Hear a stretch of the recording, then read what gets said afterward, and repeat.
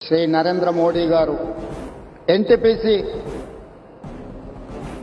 Power project ఏదైతే ఉన్నదో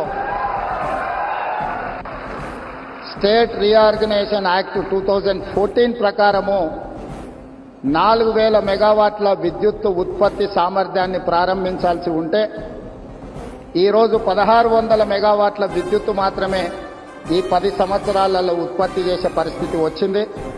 నేను ప్రధానమంత్రి గారి సమక్షంలో నేను ఎన్టీపీసీ సంస్థకు నేను చెప్పదలుచుకున్నాను, తెలంగాణ రాష్ట్ర ప్రభుత్వం మిగిలిన 2400 మెగావాట్ల విద్యుత్ ఉత్పత్తికి అన్ని రకాల అనుమతులిచ్చి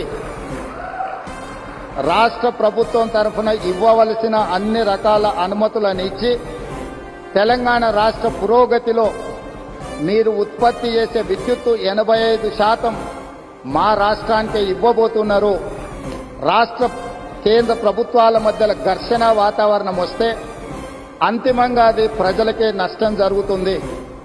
రాజకీయాలు ఎన్నికల సమయంలోనే మా వైపు నుంచి ఎలాంటి భేషజాలు లేకుండా రాజ్యాంగబద్ధ సంస్థలు గవర్నర్ వ్యవస్థ కానీ జ్యుడిషియల్ వ్యవస్థ కానీ ప్రజల చేత ఎన్నుకోబడ్డ కేంద్ర ప్రభుత్వంతో ఇలాంటి ఘర్షణాత్మకమైన వైఖరిని మేము తీసుకోము.